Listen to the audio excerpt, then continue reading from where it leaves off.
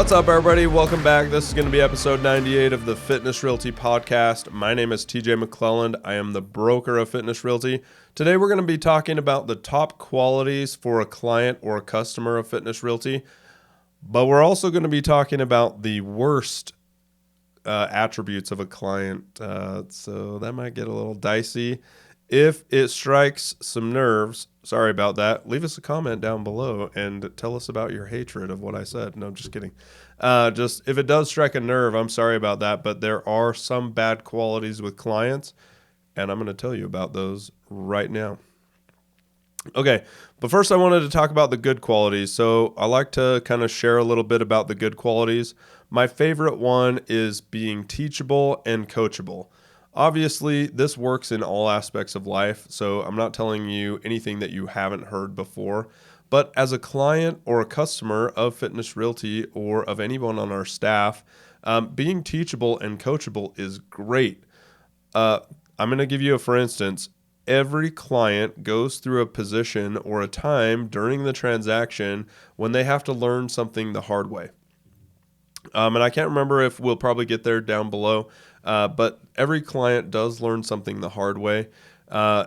Maybe I talk about the size of an earnest money deposit and they pick their own earnest money deposit size. And maybe they learn something the wrong way on that one. Or what happens quite frequently is the way I like to do real estate and the way I help my clients is I like to teach as much as I possibly can. I love to educate about the process, all of your options. I love to really engage you and bring you into everything that I'm doing on the back end so you can really see what we're up to. Obviously, that kind of shows two things. It helps you be comfortable with what we're doing. And number two, you actually get to see what I'm doing in this transaction for you and on behalf of you and your family. And so that really is an area that I love to show. But oftentimes, the way that I bring that to the table and I educate you in so many different ways, there will come a point with every client that they're like, well, I heard what you said, and I heard your professional recommendation, but I'm going to choose something different, which is totally okay. But when you go down that road and you go away from the professional recommendation, it's on you if something happens that might be bad. I'll give you an example. I had a client one time that we were up against a brick wall on some deadlines, and their earnest money was about to become hard. And in our industry, that just means that it's up on the table. If somebody breaches the contract, that earnest money is going to go to the other side as repercussions or reparations. I'm not a lawyer, so I don't know those words. But anyway, I'm going to sound like I do know. And those $5 words, we're going to slay those everywhere. Anyway, that earnest money was going to be hard, and we were about to potentially lose that earnest money to the other side for a breach of contract.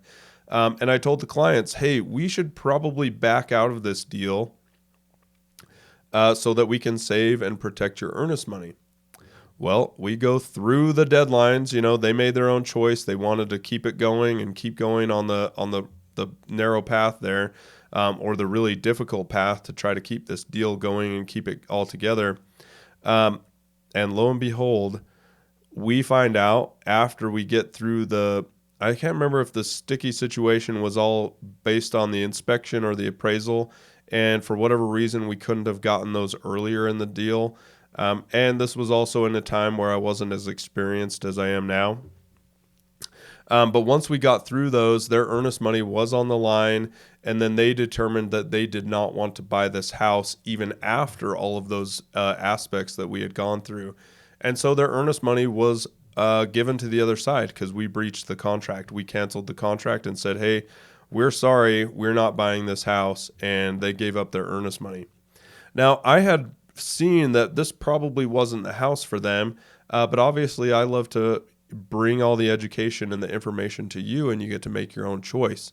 And they did, and it didn't work out. And luckily, the earnest money was only $1,000, so it wasn't a huge detriment. But obviously, losing $1,000 for doing no reason or for doing nothing, that's kind of just crappy on all accounts. So anyway, that's kind of the example of I would love for people to be teachable and coachable, but it's also kind of a double-edged sword on that. I want to just read over some of my notes to you so that you guys can hear some of these. So oftentimes I am hired as a real estate professional with over $150 million in closed contracts. And then sometimes during a transaction, like I said, clients start to think that the internet or their weird uncle has all the answers. That part I really, really dislike to a T. Obviously, I don't claim to know everything. Of course, I'm not the be-all, end-all. We're always continuing to learn here at Fitness Realty. We're always growing and pushing the boundaries of what we can understand about the real estate business. Especially, it is moving light years faster than it ever has. And so you really have to stay up to date and learn all these things. Otherwise, you get freight trained. But obviously, like I said, I don't claim to know everything. And I've learned lots of moments during a transaction. But oftentimes, clients start to do weird things. And I'm like, what in the heck are you doing? Why are you doing this weird thing? And then I find out that it's coming from advice from somebody that's in the family potentially, or they read something on Reddit, which obviously is a great resource for information. But maybe they read something on there and all of a sudden they're doing something different that I'm like, in my professional opinion, you shouldn't do that. And they're just running away, going down this pathway, which is really, really difficult. So I guess there's two notes there. One, if you are teachable and coachable and you learn that information or principle from a bad source, please be aware that I may teach you and coach you in a different fashion.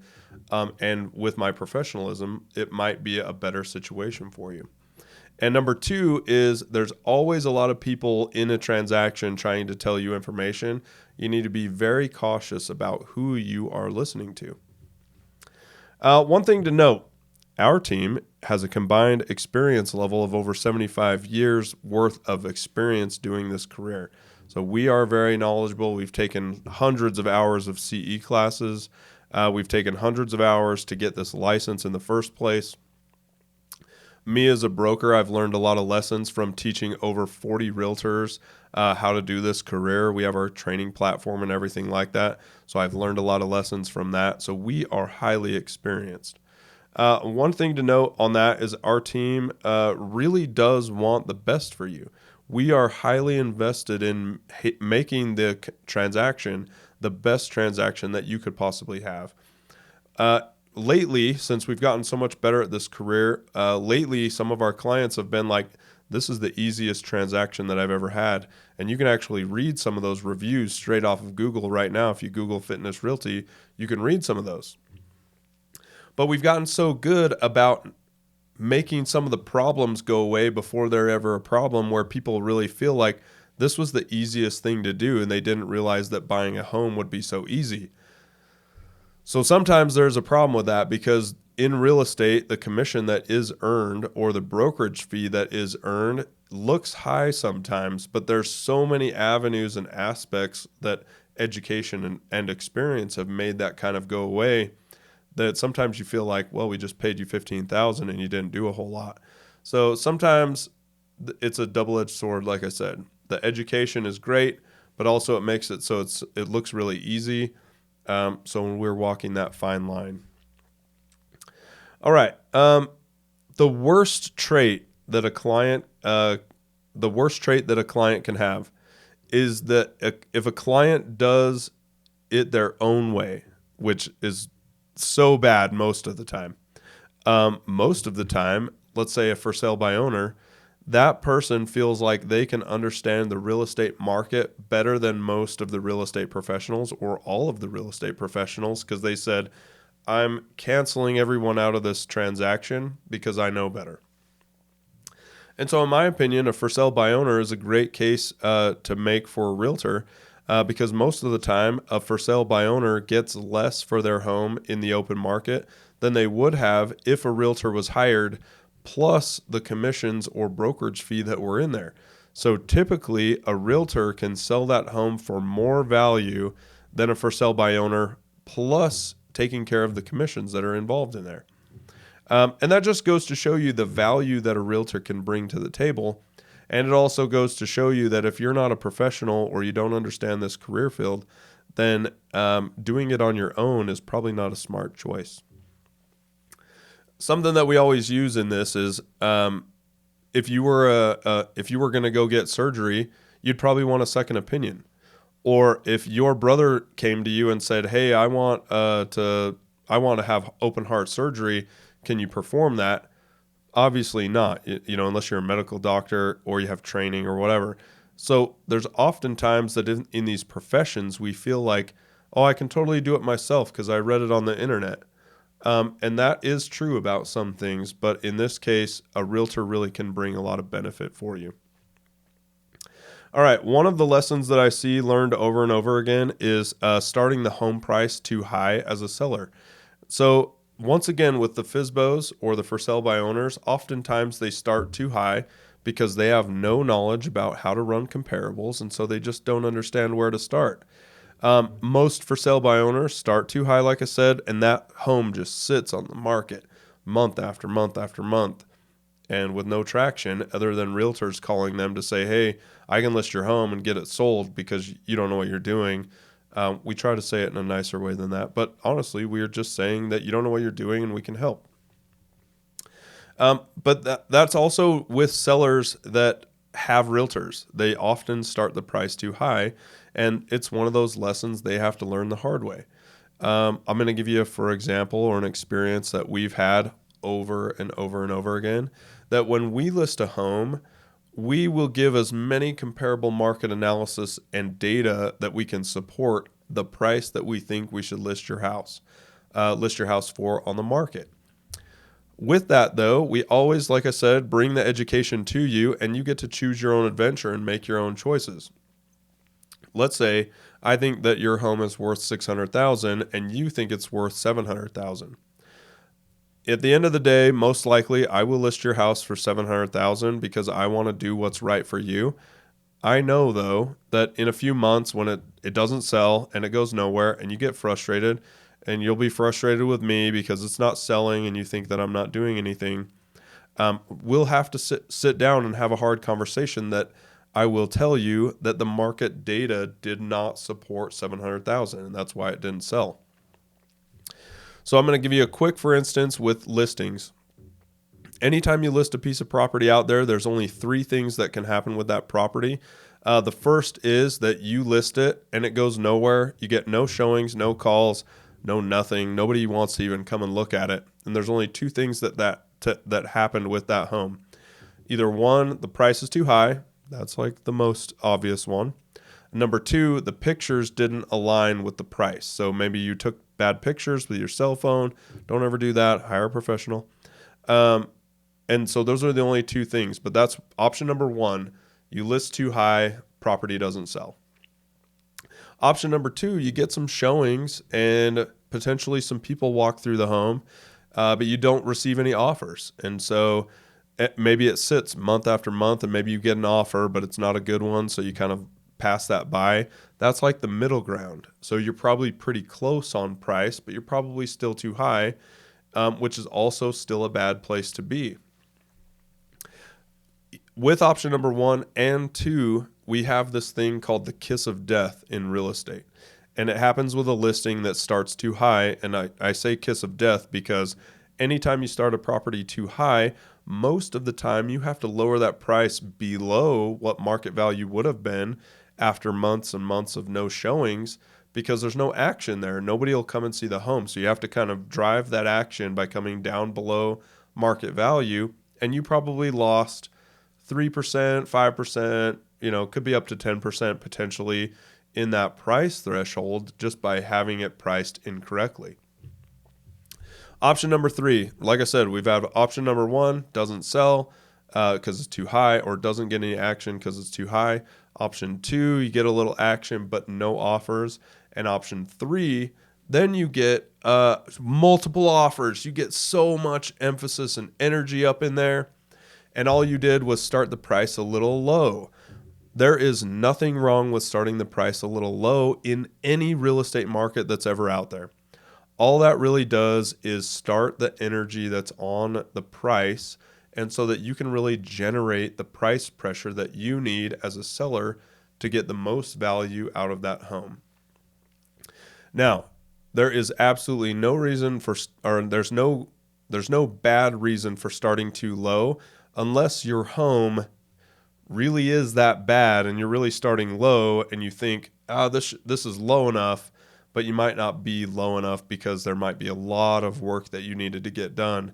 And so there's some price negativity in there because the home just might not be worth that much. Anyway, so back to the client attributes though. When a client goes down their own path and doesn't really listen to any of our professional advice, that's probably the worst attribute that I can think of.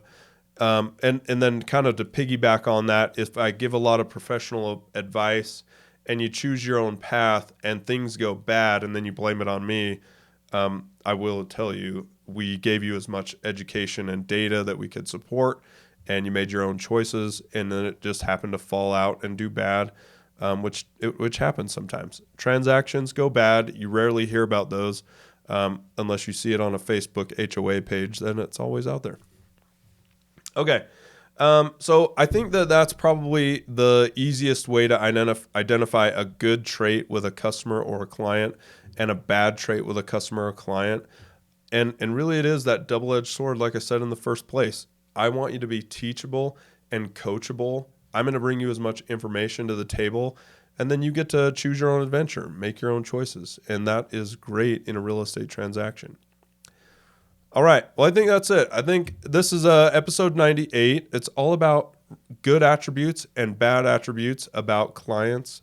And so I hope you guys learned something out of here. I hope you had value, especially in the price category. That's one of my favorite topics to talk about. If you found value there, like, share, and comment down below.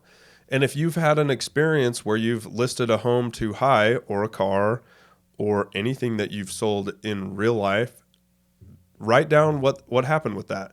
Tell me a story about maybe listing something too high, or tell me a story about listing something too low. Both sides are going to have great stories. So I hope you guys write something in the comments, and I hope this brought you value. But this was episode 98. I love you guys so much. Thank you so much for watching our channel. Please like, share, and subscribe down below. My name's TJ McClelland, broker of Fitness Realty. I love you guys. We'll see you guys next time. Bye.